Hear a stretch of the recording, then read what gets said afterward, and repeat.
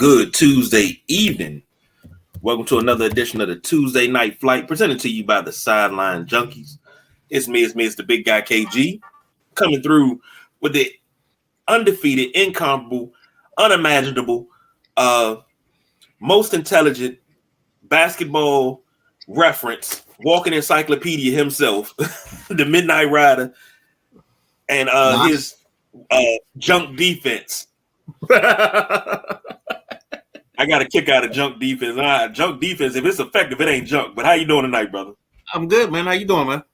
Oh, I'm feeling really, really good, man. I'm loving this this dance and everything that's coming along with it. I'm loving what we doing, enjoying myself. Hope everybody else is enjoying too. Ooh, I got tacos on my shirt.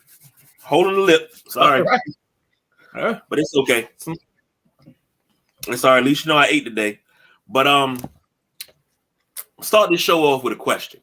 And it's pertaining to the big dance. It's pertaining to NCAA March Madness. Okay. Oh man, we got the man of the hour.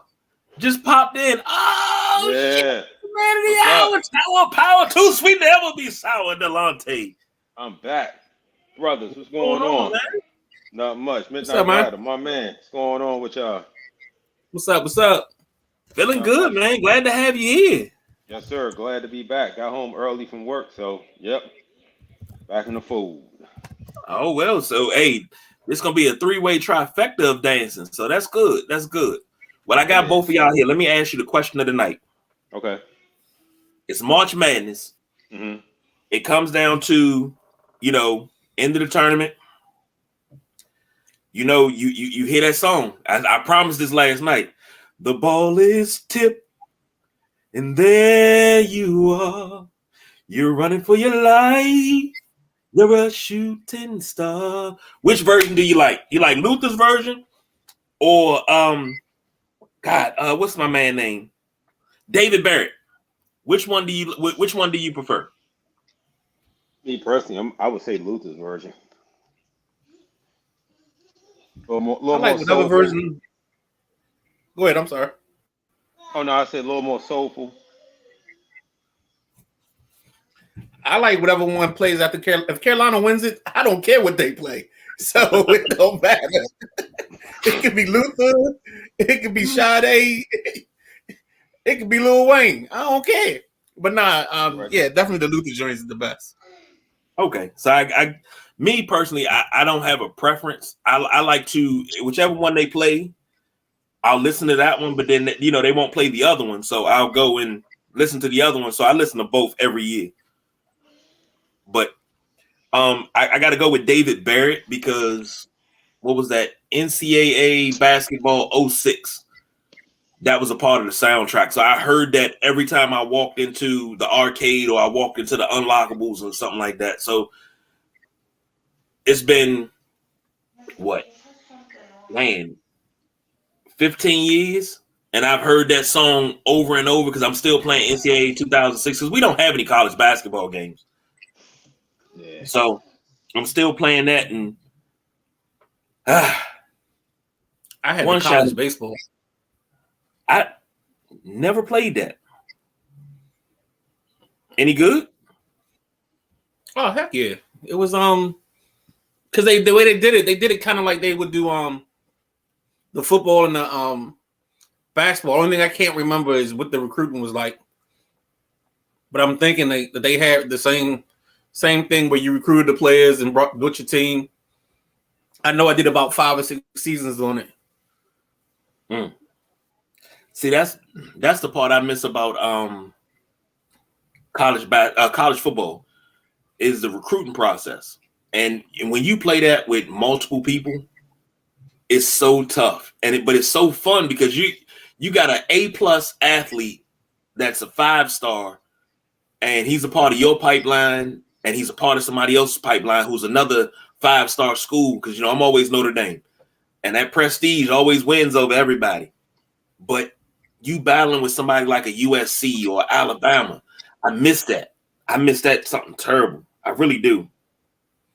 Well, they actually they got 2 hands on with that game. because the beginning was the best part where all you had to do was recruit. You weren't doing the stadium. I know you probably like this. You weren't doing the cost of beer, or whatever it was in the stadium. You know, your whole thing was just building the program and getting the kid in there. And I think in around 2010 or 2011, they started doing the story mode where your kid basically played like 3 or 4 high school games. Then your kid got recruited to a school. Who was it? Was it Michael Robinson? I want to say it was a Penn State dude. Maybe it was Denard Robinson that was on the cover. One year I played it, and I was a running back at Penn State. That's what it was. My guy was a running back at Penn State, and then my other player was a edge rusher from Notre Dame or something like that. But yeah, but those were the newest version I didn't like because they took the recruiting and made it too much and made it just too cumbersome. Yeah, I give you that. But I did like the story mode because I like the 3 high school games and stuff like that because they would always have schools from the area. So I would always pick a school from PG County and I play against other schools in PG County. So, that was kind of cool. But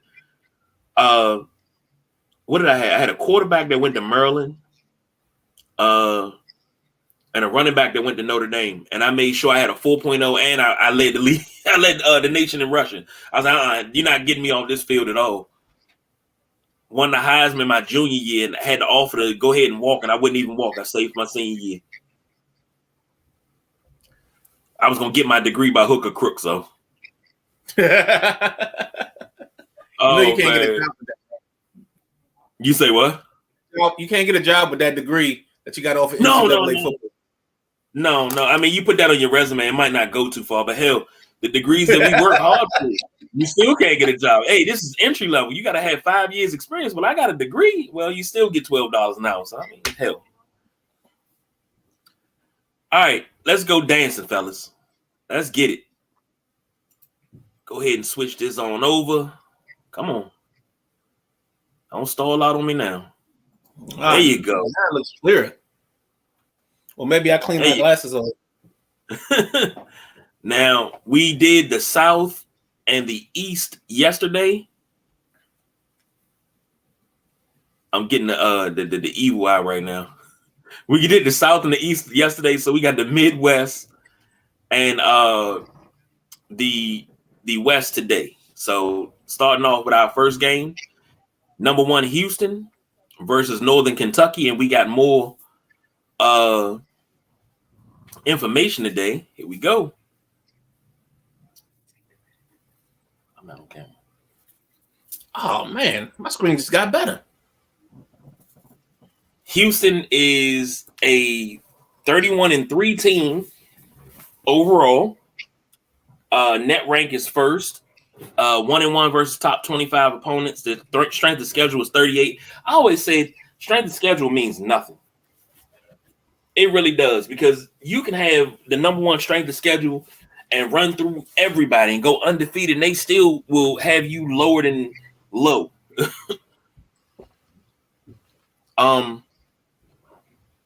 They're the overwhelming favorite in this game.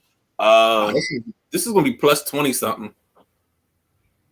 Yeah, I mean, looking at what Houston scored 75, Northern Kentucky 68. This is going to be a rout, and Northern Kentucky don't look like they can stop too many people. Oh wow, we even got a sports line. Oh man, they gave us some.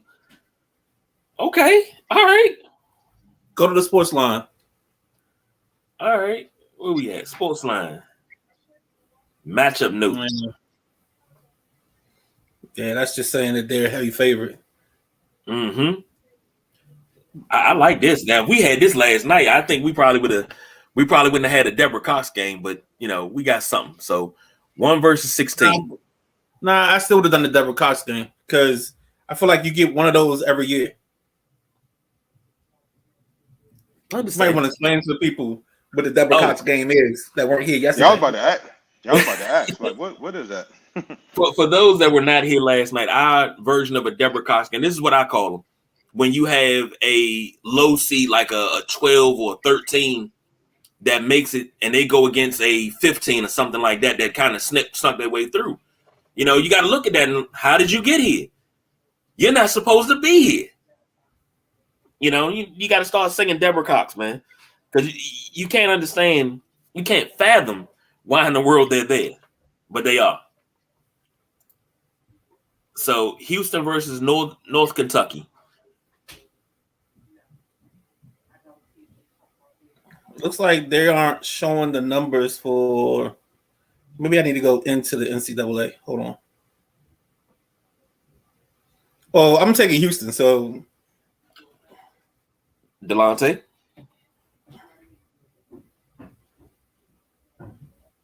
Yeah, I'm gonna roll with Houston as well. That's a no-brainer, man. Yeah, Houston's minus 19.5. Good grief. I know I had it. No-brainer. I knew I had it. All right, we got the Iowa Hawkeyes versus the Auburn Tigers. 8 versus 9. Iowa's 19-13 overall. Auburn's 20-12. SEC versus Big Ten. This one seems to be kind of shifting, but Iowa is the favorite. What is this? Strength of schedule. Auburn is 8th. Iowa's strength of schedule is 61st, but Iowa's rocking 80 points a game as opposed to 72 points a game from Auburn. Auburn's 3-7 in their last 10, and they're 0-5 on the road. 5-5 for the Iowa Hawkeyes. Auburn's minus 1.5 favorite.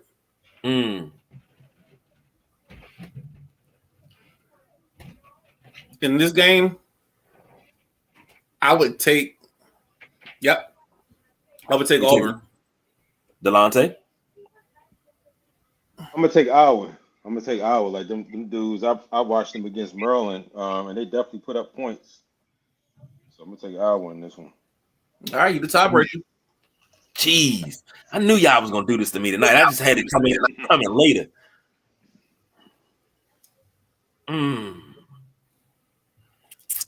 I got to go with Iowa. Got to roll with Delonte. Next in the round is 64. Miami versus Drake. Number 5 versus number 12. And this is on St. Patty's Day, so get your drink on. Miami is 25-7 in the ACC. Oh, I'm sorry, 25-7 overall. Drake is 27-7 overall. Strength of schedule. Miami had a harder schedule than Drake, of course. But Drake can put up some points. 75 points compared to 79 from Miami. Last 10 games, Drake is 9-1. Miami's 8-2. This is gonna be a good game. This is gonna be a really good game. Yeah, but that ugly number is right there in the middle, that 36.5 and that 37. The other team shoots over. That's gonna be interesting. But you know what that means, though? That means you're not going to see a barrage of 3-pointers. You're going to see a timely 3, but when I see 37% from 3 for a team, I'm okay with that because that means that team either they work the ball inside or they take mid-range jumpers or they get a lot of fast break points. It's one or the other. But this is the number that scares me right here, this free throw number. As a team, if a team shoots below 80% on the free throws, I look at them with the side eye. I call them fool's gold because when the game is on the line and you need to hit free throws, I got to be able to trust nearly everybody on my damn team to hit free throws. And apparently I can't with these teams. I mean, 77.6 isn't really bad because you probably right around, you're above country average. Country average is probably 72, 73. But I mean, to keep the shenanigans out the way, I'm taking Miami just because of JL, Jim Larinaga. Delonte. Yeah, I'm gonna roll with Miami as well. I don't know much about Drake, to be honest. I'm gonna roll with Miami. You ain't heard none of his albums? Love it. My bad. That was Yeah, a dad Hey, joke. Hey, that was time. That was a dad joke. My bad. nah, it's all good. It was a good one. Next up, Indiana versus Kent State. The Hoosiers are 22-11 overall. Kent State 28-6. The overwhelming favorite here is Indiana, who's a 4 seed. Kent State a 13 seed. Strength of schedule, Indiana has an 18th. I mean, they play in the Big Ten, so yeah. But Kent State scores more points and allows less than Indiana. You say what? Uh-oh. Did we lose the Midnight Rider? You still there? I'm here. Oh. You said what? Can you hear me now? Yeah, I got you. All right. Kent State's 9-1 in their last 10. Indiana's 6-4.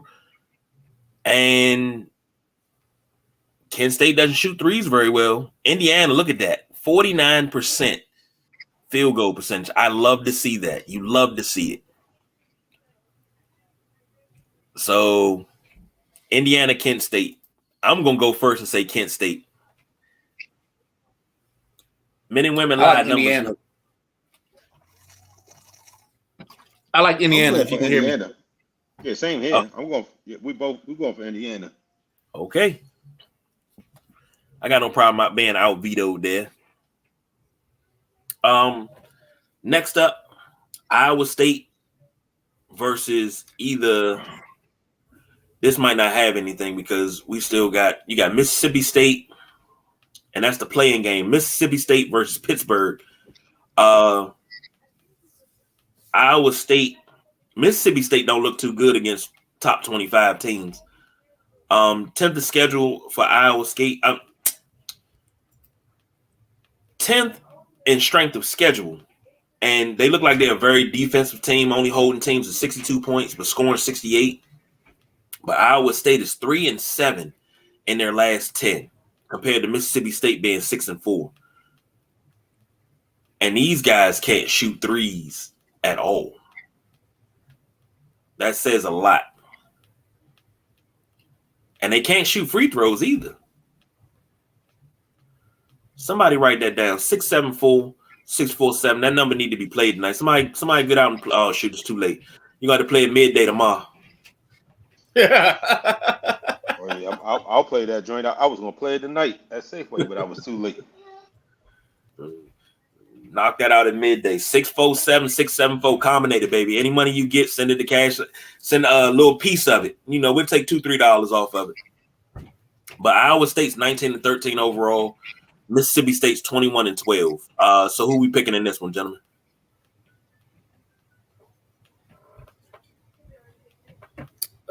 This is the game I didn't want to pick. I'll say Iowa State just because it's known. I think I went with Pittsburgh or whatever, but I don't know. It's just something weird, man. I'm gonna go with Iowa State as well. I watched them play a few times, and they put that work in. So I'm gonna go with Iowa State. All right.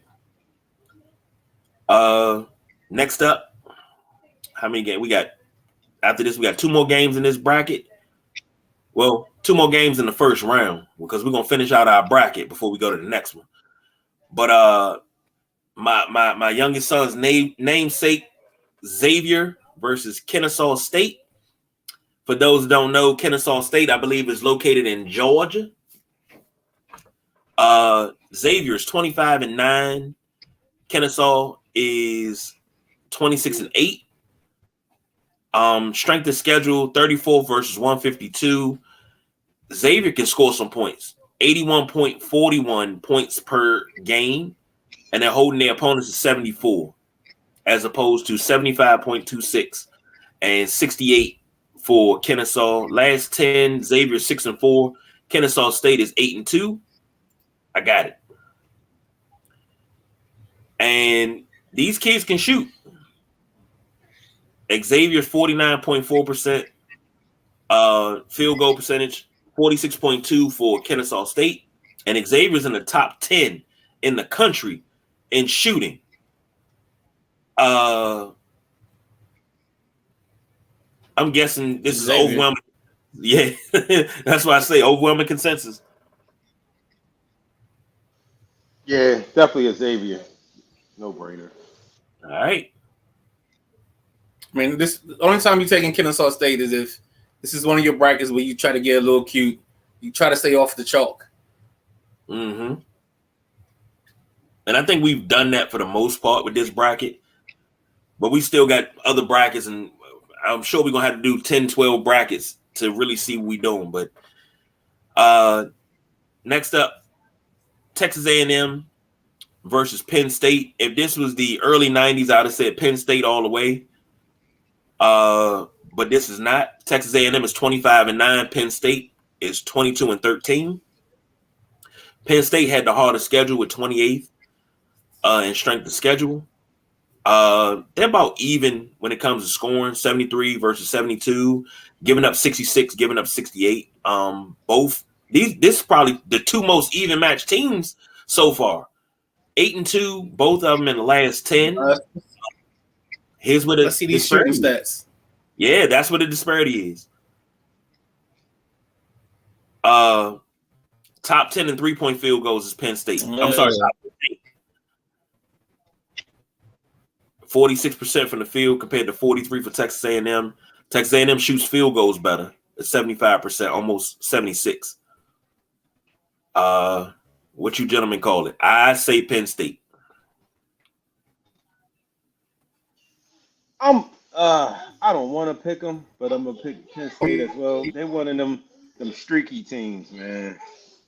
I'll go with Penn State. That's that exasperated. Yeah. Midnight Rider. I think Penn State, the thought that you guys got on Penn State. Okay. Last game in the round of 64. Texas versus Colgate. Come on, baby. Texas 26-8 overall. Colgate 26-8. 17-1 in their conference.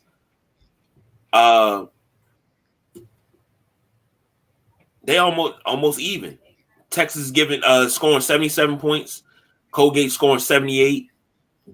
Texas giving up 67. Colgate giving up 68. Last 10, Colgate 9-1. Texas 7-3. Look at the shooting numbers. If Colgate shot better free throws, I think they would have got a better look. But look at that right there. Number 1 3-point shooting team in the country. Right there. Second in field goals. Right there. Yeah.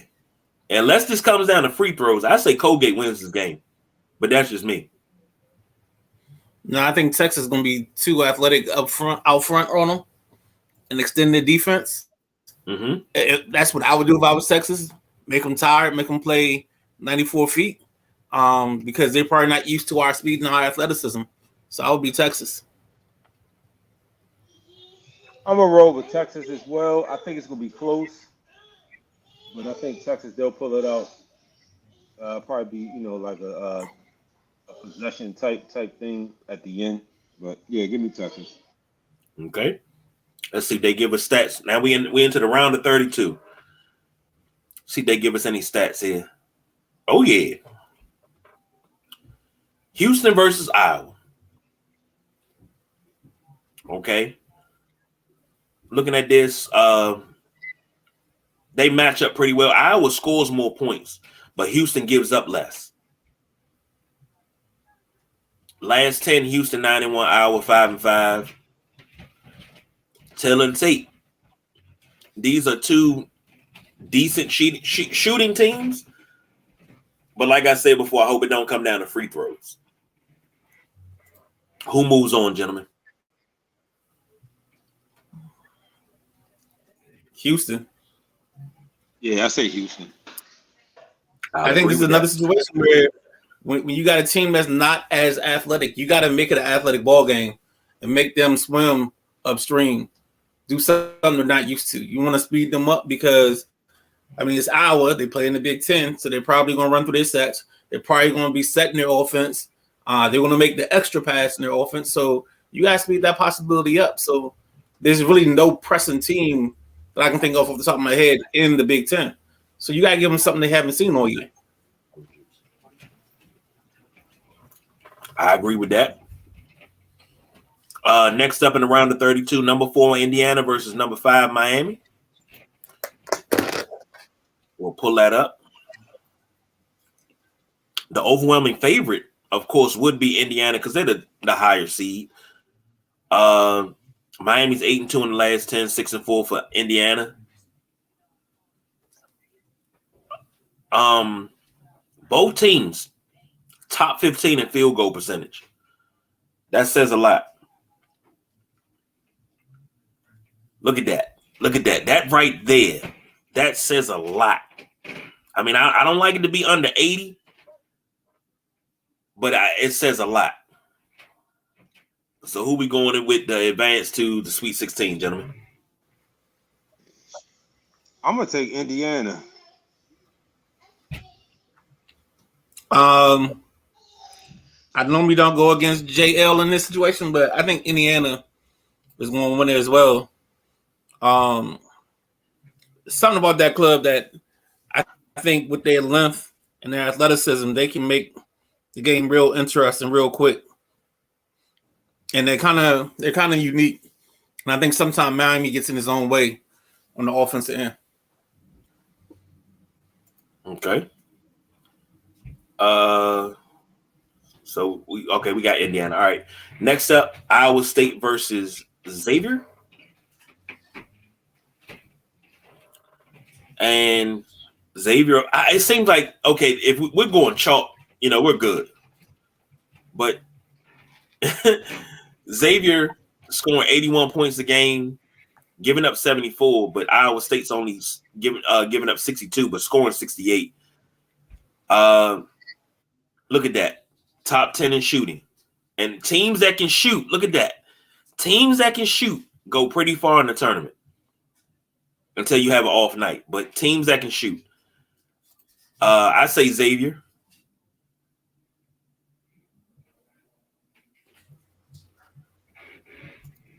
I'm right there with you. Okay. Delonte? I'm rolling with Xavier, man. All right. Last one in the round of 32 will be Texas, number 2 Texas versus Penn State. And Texas is the overwhelming favorite. They look like they have all the dots. Penn State is 8-2 in their last 10. Texas shoots better from in a field goal, but see, Penn State shoots a 3 better. But when you shoot it depends. If they shoot a large volume of threes, you got a chance of shooting yourself out of the game if you're missing. So, Big 10 versus Big 12. Who we taking in this one? I got Texas. Yeah, I got Texas. Penn State, they ain't going to be that lucky. I got Texas. All right. Now we ready to move on to the Elite 8. Well, I'm sorry, Sweet 16 first. That was around the 32. We're in the Sweet 16. So number 1 Houston versus number 4 Indiana. And of course, Houston is the overwhelming favorite in this one. Indiana shoots better, top 10 in shooting. Field goals, the top 50 and 3-point field goals, but they just suck at shooting the free throws. But hell, Houston's not any worse. I mean, any better. So who we gonna take in this one? I say Indiana. If Houston's healthy, I'm taking Houston. Okay. Remember last night I said there's two teams that I can't get away from. The other one is Houston. Yeah, I'm gonna roll with Houston as well. All right. Next game to set the Elite Eight is Xavier versus Texas. Texas. It don't even look like it's gonna be close. I Xavier don't know can about score. that. I think Xavier's going to give them a ball game, but I think at a certain point, sometimes the cream just rises to the top. I'm not even gonna do it. Nope, not going there with you tonight. Nope. There will be no Macho Man. There will be no Macho Man promo tonight. Xavier shoots 49% from the field, 39%. This team shoots really, really good. And I know it's any given Sunday, any given game, and anything can happen. But is it a consensus that we'll go with Texas on this one? I'm with it. Delonte? You know what? I'm gonna get fancy. I'm gonna choose Xavier. Let's do it. Now you got number 1 versus number 3 in the Elite Eight. Whoo. Ooh. Man. Xavier is looking really good. Better record. Well, not better record. They had more experience with the top 25. Strength of schedule is a little bit better. They can score. It's just, and then what I say, Xavier can shoot. They can shoot. Who we got winning this Elite Eight matchup? I say Xavier. I got Houston. I keep telling I'm Houston. I say Xavier. Houston. Oh my goodness. I say Xavier because it just looked like when you get a school that can shoot. What school was that Jimmer Fredette went to? Help me out. I can't think of where he went, but they can shoot. Those kids can shoot. And look how far they got in the tournament. Adam Morrison and Gonzaga. They can shoot. Look how far they got in the tournament. What about Davidson, Steph Curry? Look how far. Another one. Davidson, that Davidson team beat Maryland that year. Yeah, they was a shot away from the Final Four. I'll never forget that. I watched that in the barbershop and was stunned. I was like, that's Dale Curry's son? Damn. BYU's where Jimmer went. BYU. Nothing but a bunch of shooters down there. Okay. So Houston is waiting in the Final Four for the winner of the West. So let's go out west. Kansas versus Howard.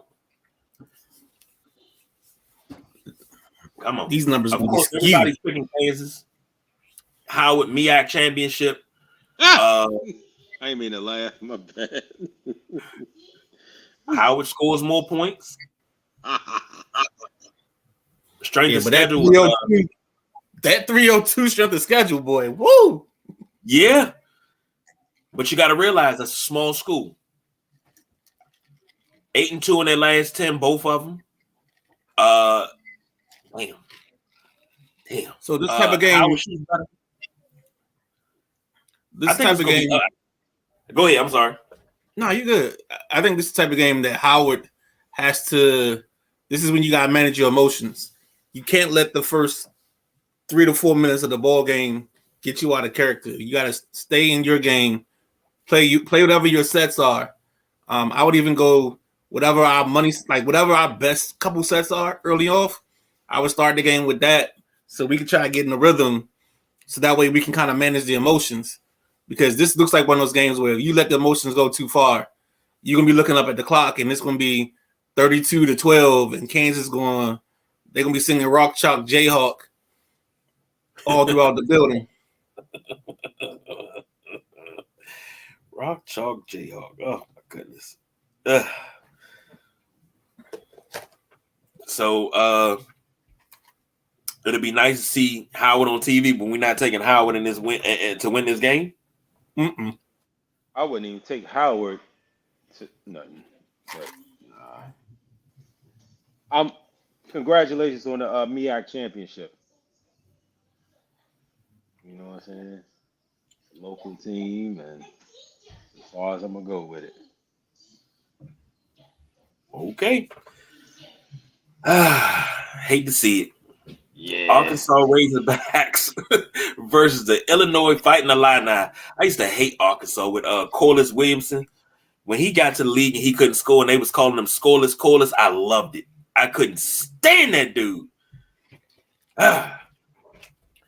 Anyway, Arkansas is the number 8 seed. Illinois number 9. 20-13 versus 20-12. Arkansas's conference record in the SEC 8-10, 2-8 versus top 25. If you can't finish in the top, if you can't finish over 500 in your conference, I don't see how you get an 8 seed. Exactly. Even though their strength of schedule is 3.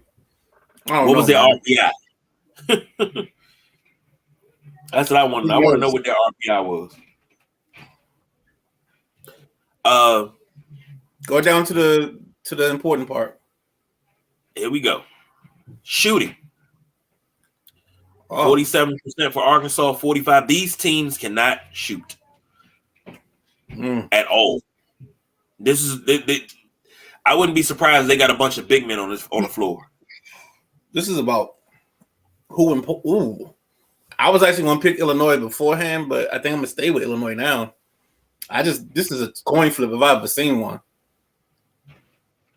Yeah, it's like, I agree. It's like split down the middle. I'm going to roll with, you know what, just to have a little fun with it, I'm going to pick Arkansas. Ooh. Break the tie. I'm going to go with Illinois. I got to. I have to. I don't believe in either one of these teams, but they'll be gone next round. So hell, we can pick that one now. Kansas versus Illinois. We can pick that now. God damn. The level of disrespect. Go ahead and do it. Though. Yes. So we saying Kansas in this one. We can pull up the stats real quick just to get it out of the way. No, you ain't gotta do that. No need to do that. No need to do that. Because it's embarrassing. So we say Kansas? No brainer. Yeah, definitely. The church say Kansas. All right. Now this is another local one. Excuse me. This is the Gales of St. Mary's against the VCU. Where's this ball game being played at? That is a good daggone question. I don't think they have it. The venue on here. I would love to know where my brackets went because I think they have the buildings of the brackets. Jeez. Oh, good. Go ahead. Go into the analysis part. 26-7 versus 27-7. VCU. They look like they're matched. VCU 9-1, St. Mary's 7-3. Ooh. St. Mary's can shoot that 3-ball, 37%. VCU got good field goal percentage. Neither team can shoot them free throws though. Who we taking in this one? I mean, me personally, I want to stay local and say VCU with the upset. I'm gonna keep it. I'm gonna actually keep it local and go with VCU.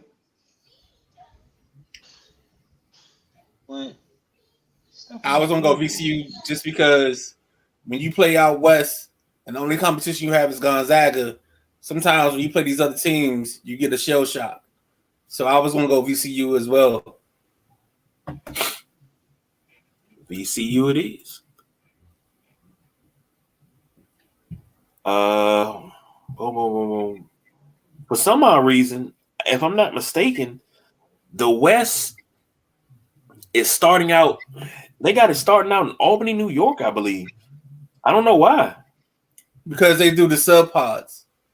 So ever since like probably like 5 or 6 years ago, instead of having the whole region at one site, they do the multi pods where like you can get a couple local teams. Say the venue's California, you'll get and 2 of the top seeds are from out west, like UCLA. They'll play their 4 set out there as probably the early part, and then if USC was in it and they were a high seed, they play the afternoon set, and then they come together in the next round.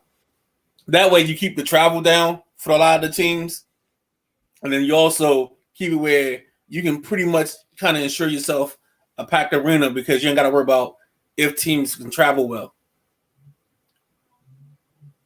Well, looking at this live update, Texas A&M Corpus Christi is up on what is it? What's the name of this team? All right, come on now, help me out here.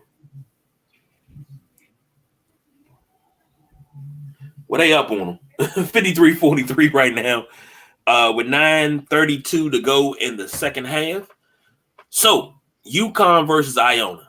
No more Jim Calhoun, and it seems kind of odd. UConn team that's not led by Jim Calhoun, but UConn 25-5, Iona 27-7. I'm sorry, 25-8. Iona 27-7. UConn didn't do too well against the top 25, but they can score, and they even them and almost even. But Iona's 10-0 in their last 10. UConn's 8-2. Here's the tail of the tape. They're pretty much even, damn near across the board.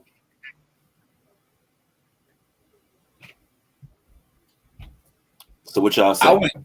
I went UConn because they're the type of team. For some reason, they always find a way when they get in the tournament. Whether they're coached by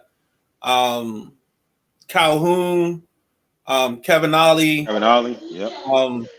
Who they have now? Don't they have the Hurley brother now?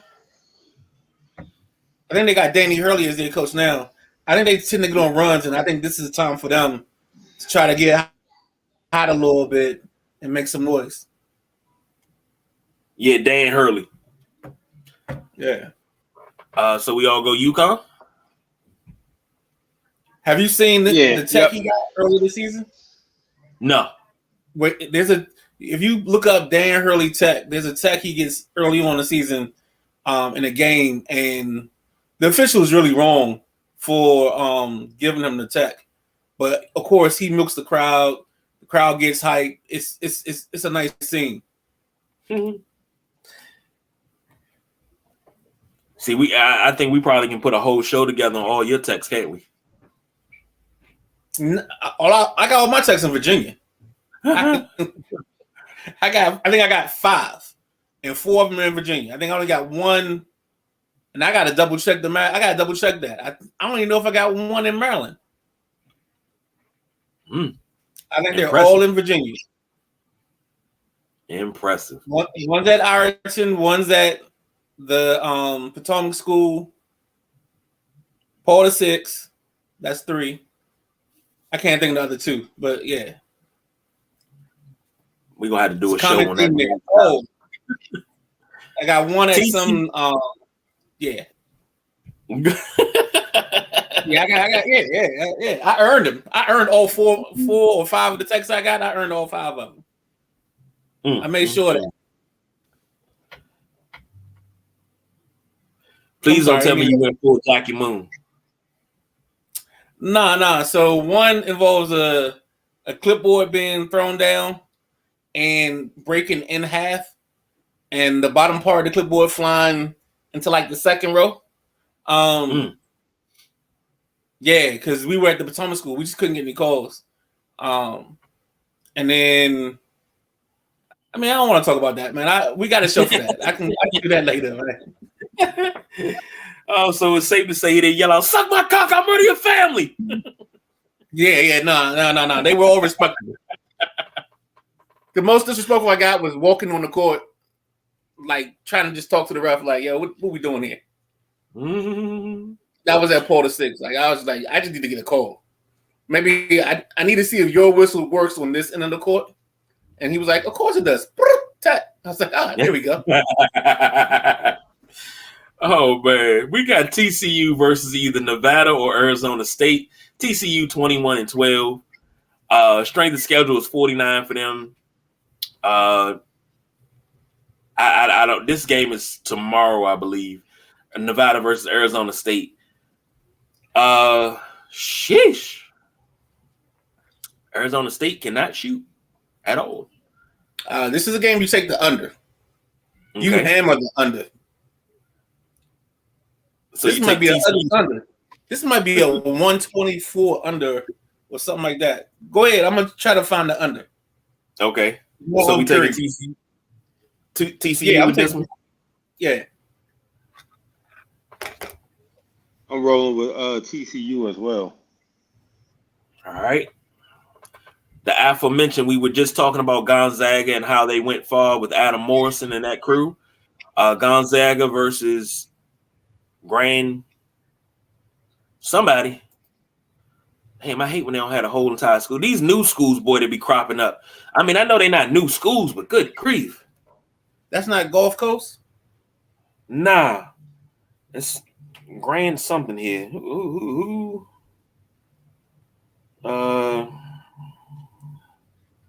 Don't mind me.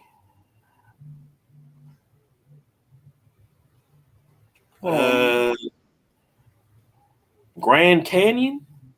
Yeah, Grand Canyon University. That's who they play. They went like the Big South? WAC. Okay. This right here, 91 for Gonzaga in the last 10 versus 7-3 for Grand Canyon. 28-5 overall for Gonzaga, 24-11 for Grand Canyon. It looks like Grand Canyon can shoot the rock. They're even almost top 20 in 3-point shooting. But look at that. Look at that right there. 52.9. I love to see that. Because that means they got Timmy going to the basket. Yeah. But they efficient with it. So Gonzaga versus Grand Canyon. I say Gonzaga, gentlemen. I'm going. Yeah. I'm with which one the guys. 2 games left in the round of 32. Northwestern versus Boise State. And Northwestern 21-11, Boise State 24-9. Northwestern has done well against the top 25, 4-1, but Boise State has the strength of schedule at 26th. Boise State scores 72 points a game, only gives up 64. Northwestern scores 67, gives up 62. So both teams 6-4 in their last 10, and here it comes down to it. Boise State can shoot that rock.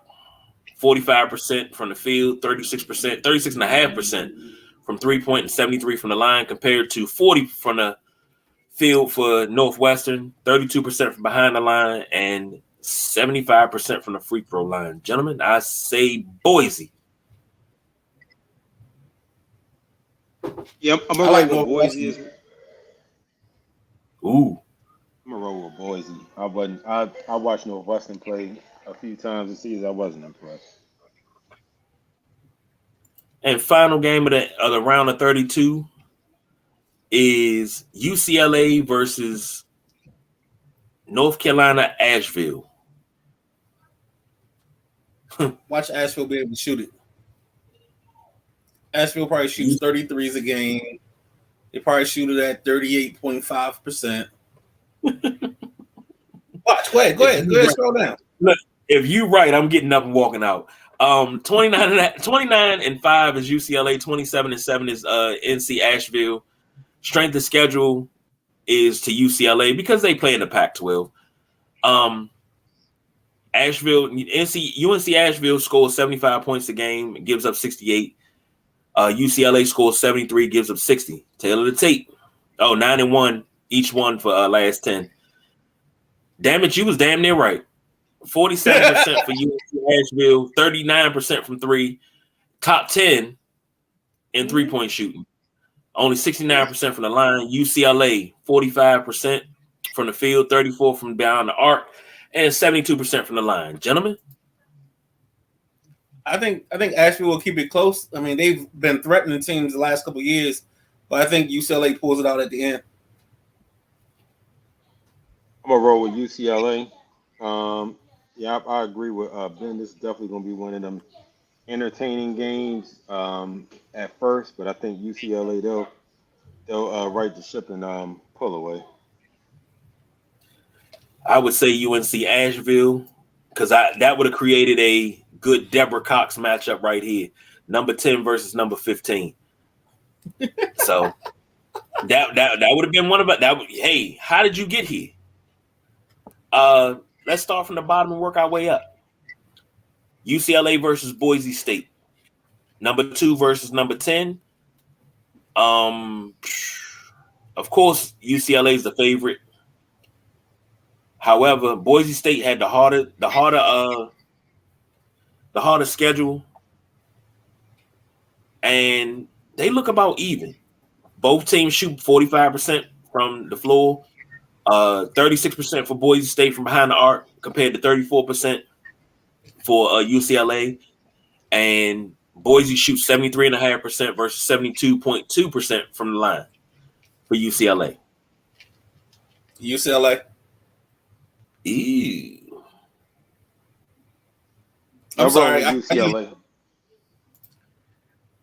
Okay. All right.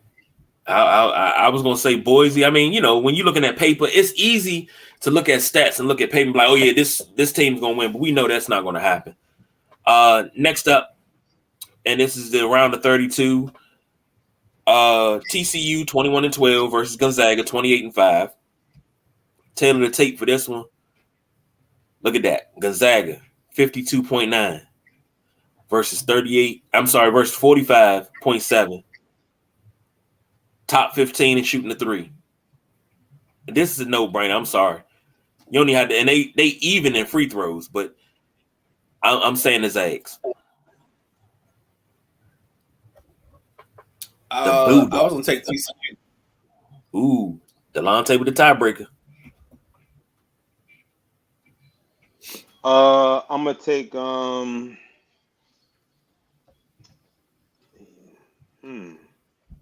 gonna take TCU. Ooh. Don't love me like you do now. All right. UConn versus VCU. We're gonna drop this right down to the tail of the tape and keep it moving. Both teams shoot 46% from the field, almost even from three. UConn shoots 35. VCU shoots 34. VCU can't shoot free throws. They're only shooting 69% compared to 75% for UConn. That's where UConn wins the ball game. I think it's tight late, and then UConn just puts them. I think UConn makes them shoot free throws to beat them. And if you do that, I think UConn wins. Yeah, I got UConn as well.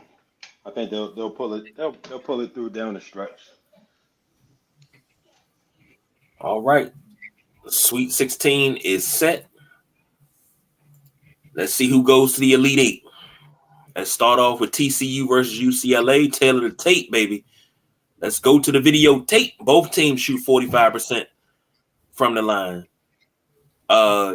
UCLA shoots a little bit better from three with 34% compared to 30%. UCLA better from the line, 72.2 versus 70%. If you're asking me, I'm still UCLA.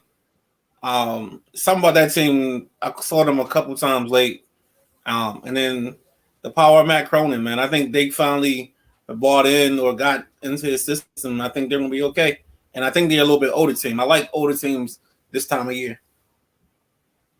Now you like older teams. Now I do, yes.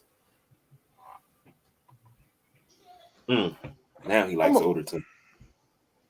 What did I say? Hold on. When did I say I like the younger team? When we were talking about players that stay past their first and second year, and no more senior players look good. That's different context. When it comes to the tournament, most time, if you pay attention, a lot of your older teams are, because they've been through this and they don't get caught up in the moment, they'll survive better in the tournament. When I'm talking about the draft, it's because the league doesn't draft on what you've done and what you've done for me lately. They draft on your potential. That's why even when it comes down to Wembayama and the kid from the Ignite, Wembayama is the one and the Ignite kid is two. Okay.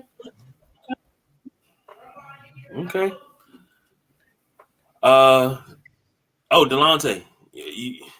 It was me. Who did you pick? You picked UCLA? No, I picked what was it, TCU. TCU. That's what I picked. Okay, so it's up to me, and you're taking TCU. Yeah, I guess we're taking TCU. All right, now you got UConn versus Kansas to go to the Elite Eight. Taylor the tape Kansas on this. Oh boy, somebody gonna need to clap the erasers after this one. There's so much goddamn chalk. No, not really. Because you got TCU at 6. You got some sleep in there. Yeah, 46.6 versus 46 even, 34 versus 35, 71 versus 75. Delonte. I'm gonna take. You know what? I'm gonna get fancy pants. I'm gonna take UConn. Hey, I'm looking UConn too. I'm thinking this is the end of the road for Kansas. Okay. So we'll go UConn. I don't think so, but I understand the pick because Kansas hasn't been Kansas in a minute. So I get it. Yeah. Now, in your Elite Eight, you have TCU versus UConn, 4 versus 6. Taylor the tape, not so evenly matched, but it looks like UConn has the edge because they shoot 46% from the field. TCU shoots 45.7. UConn's a better shooting team from the field, and from behind the arc. And from the line compared to TCU's 30% and 70% behind the arc and from the line, respectively. So who goes on to the Final Four, Jim? UConn. Wow. Yep. Yeah, I mean, in this matchup, I got to go UConn too. I'm not going to dispute it. So now, Brother Hurley, we got number 1 versus number 4 in the Final Four to see who matches up with the Alabama Crimson Tide. I've managed to do it again. Houston. Taylor the tape. This is going to be a good damn game. This is going to be a good game. Both teams shoot 46% from the field. Houston shoots 34.5% from behind the arc compared to 35% for UConn. UConn shoots better from the line at 75% as opposed to 71%, almost 72% for Houston. So, Delonte, Ben says Houston. You know what? I'm going to stand tall. I'm going to say UConn. Oh. And you know what? I'm gonna go ahead and stand beside you because I say UConn too. Okay. Now, Alabama. when has Alabama ever been relevant in basketball outside of Latrell Sprewell and Robert Horry? Those are the only two players from Alabama that I can really remember right off the top of my head. They had a run a couple years ago, but it's been like, so they had a decent run with Avery, and then what's the dude? The young black dude. I think it was McDaniel. I don't remember his name. I think it was Anthony something.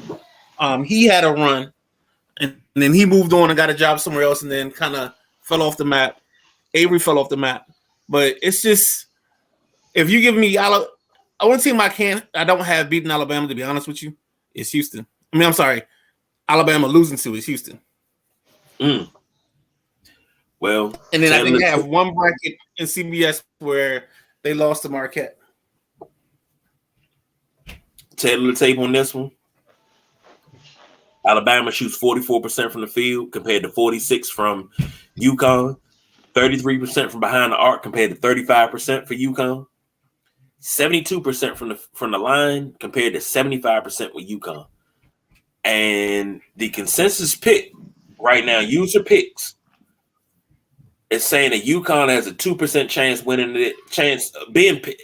2% of the people that have done brackets have picked UConn. The other 23 have picked Alabama. So, gentlemen, before we hit this submit button, number 1 Alabama versus number 4 UConn. I think y'all going UConn. I got Alabama. Yeah, I'm. When I start something, I try to finish it. Y'all over there saying it with y'all chest. It's gonna be a hell of a finish. Yeah, I'm a. You know what? Midnight Rider's right. I'm gonna go with UConn to win it all. Shock the world. You know what I'm saying? And what's crazy is the Final Four is played in Houston this year, and I would love to see. This is the wrong Big East team for me to be in a championship to be picked to win. I would like the team that plays up on the hill, but I think we're a couple years away from that right now. But geez, do I gotta be? Oh man, do I really gotta be the tiebreaker again? BJ over there doing the cabbage patch in the whole way, talking about shock the world, doing a Juwan Howard. Oh man, and Lady C chiming in. She said, he's an older guy and likes all the teams. That likes all teams. And Bama's only good for football. God daggone it, woman, you are right. Bama's only good for football. But I'm trying to just go ahead and do it, KG. You ain't got to. It's okay. Take UConn. I don't want to seem like I'm biased. But that's the whole point of this, is your picks. Yeah. I agree. So, once it's all said and done, and we can all pull it out. Uh-oh.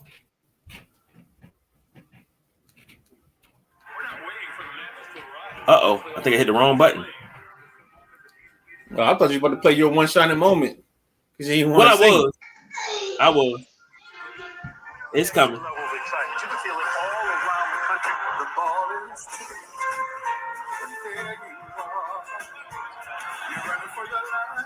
Come on, Luther.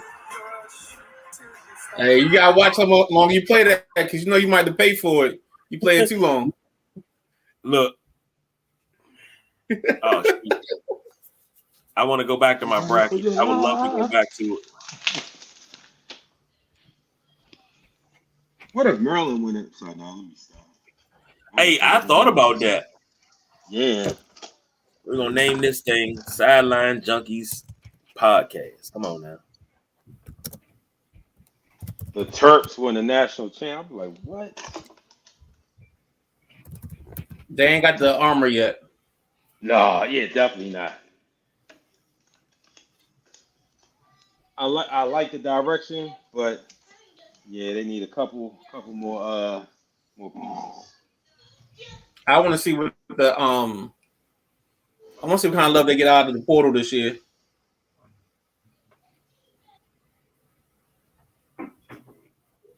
Yeah, let's go back to this. Come on. Drop it on. Shabadoo. There you go. That's us.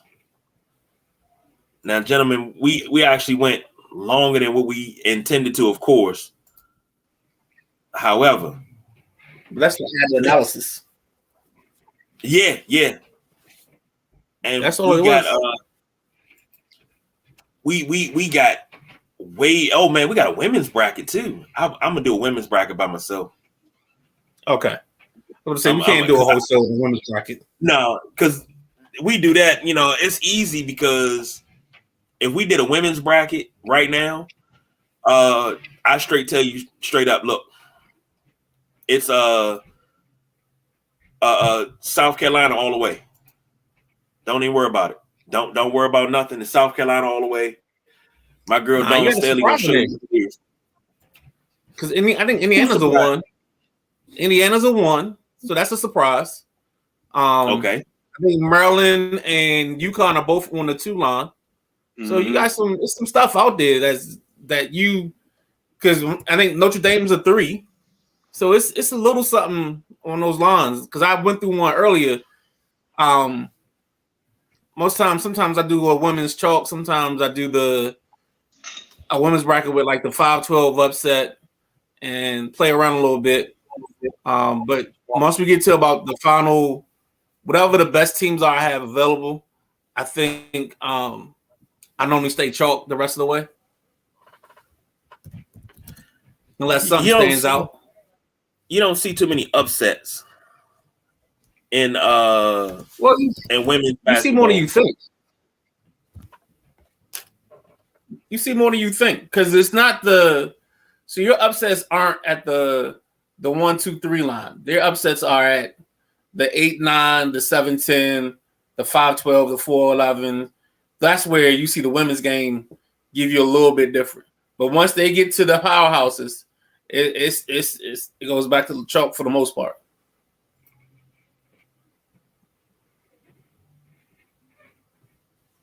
Well, it's only one way that we can end this show.